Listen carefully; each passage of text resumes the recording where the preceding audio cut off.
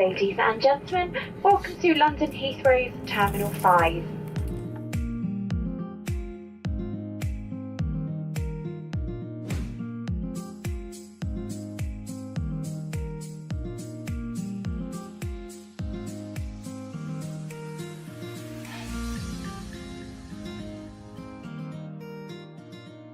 Good morning from beautiful, sunny London, and I hope it stays that way because Visit Britain have a lot of stuff planned for us today.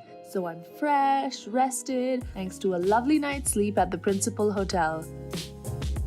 Feels like I'm in Hogwarts, but I'm actually in Russell Square, one of London's prime areas, and it's got a tube stop just around its corner. Hey guys, so this is my friend George. Welcome to Principal London, guys. George, how's the weather looking for today? It'll be alright. 21 degrees, bit of cloud here and there, but no rain, so good for us, huh? Time to make the most of London before heading up to the Lake District. Any guesses where I'm going first? So this is not somewhere where everyone's allowed to be, but obviously I'm special, so I got allowed here. Welcome to the home of cricket. The historic Long Room at Lord's is where players of both teams pass on their way from the dressing room to the field while members of the MCC watch. Ganguly might have taken his shirt off on this balcony, but I'm going to keep things civil. What a great start to the trip. How special would it be to catch a cricket match in London? All this sporting history and talk of legends at Lord's has definitely pumped me up for some activity. Usually people come to the O2 to watch concerts. But today, I'm going to climb to the top of the O2.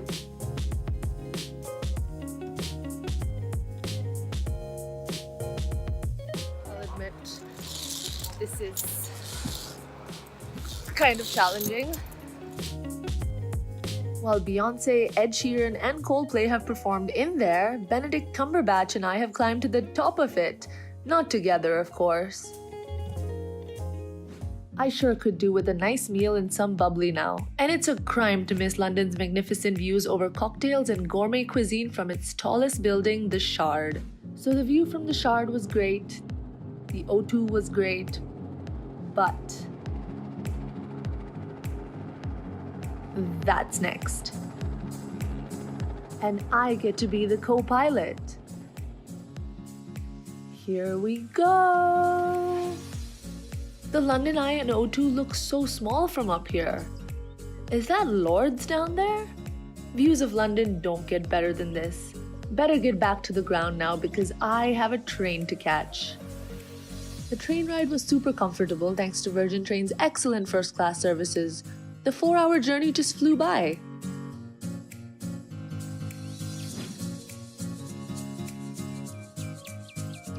First stop is Cumbria's fairy tale castle known as Lowther.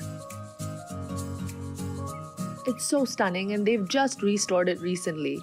Fun fact, the word Lowther comes from foamy river, aka lather. It was the family seat of the Earls of Lonsdale but has been abandoned for many years. Spooky? Not really. Full of stories? You bet. Off we go to Dolmen Estate. Dolmen is not only beautiful, but it's also home to the Marmalade Festival. People world over descend here to compete for the title of world's best marmalade.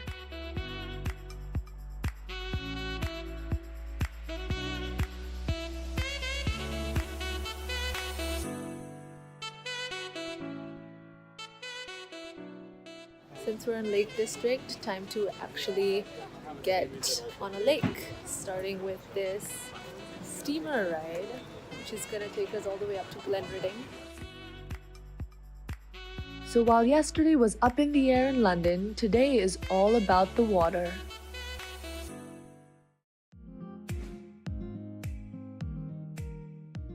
Penrith is just one part of the majestic Lake District. We've still got a lot to cover.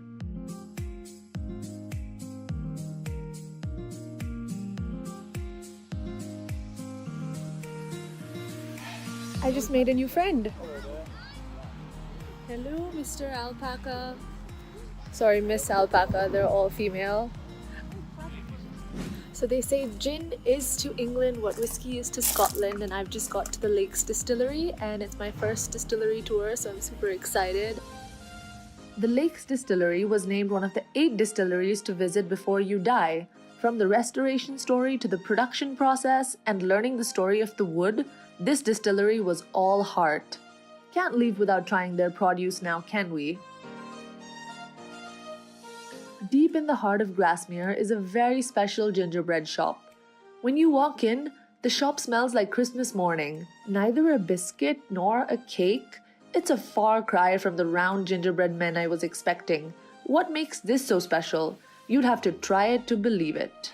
But gingerbread is probably the second most famous offering from the Lake District, with literary great William Wordsworth being the first. This is an ode to my IGCSE and English teachers of high school past. I'm at William Wordsworth's home, Rydal Mount.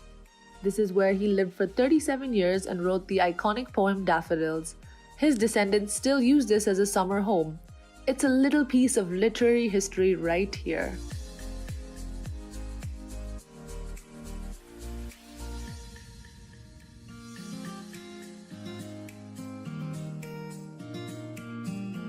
This is Simon. Simon, where are we going? We're going to be going down the road here Okay. for about 200 metres, and then we're going to be taking a trail around Grasmere. And which is what's the bit. final point? The final point is Loughrig Fell.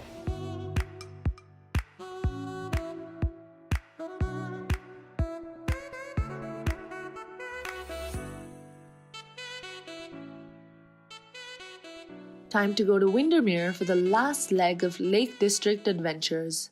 I've just checked in to the Low Wood Resort and Spa and it's absolutely magical. Instead of me telling you, let me show you.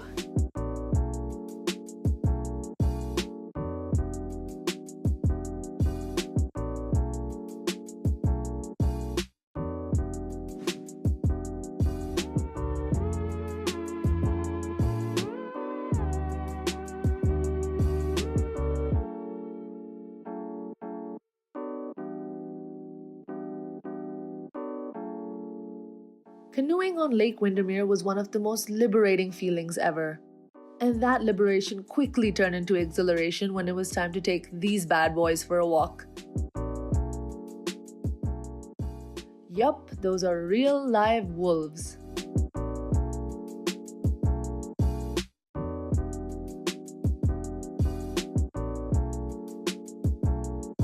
Everybody howl as loud as you can at the top of your voice. Trust me, it's going to be worth it. Howl as loud as you can.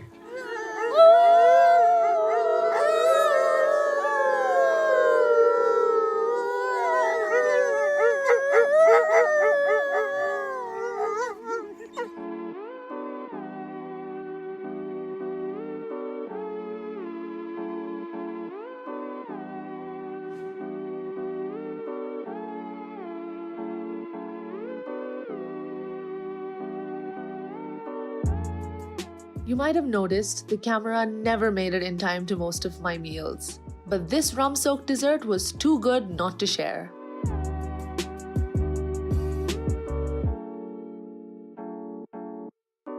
Well, I'm finally done with the Lake District. It was beyond stunning and I had the best time.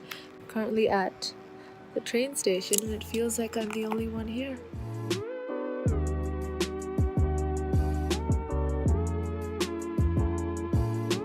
Time to go back to London for some shopping and a little more exploring.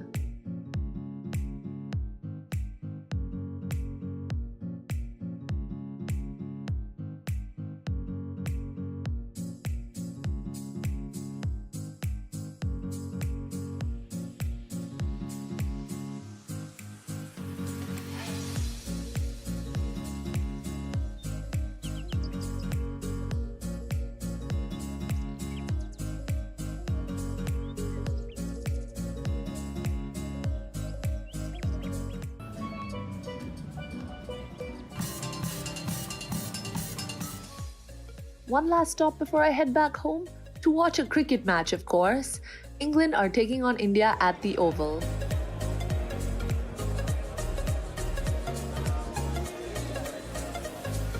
What a trip. I can't wait to be back.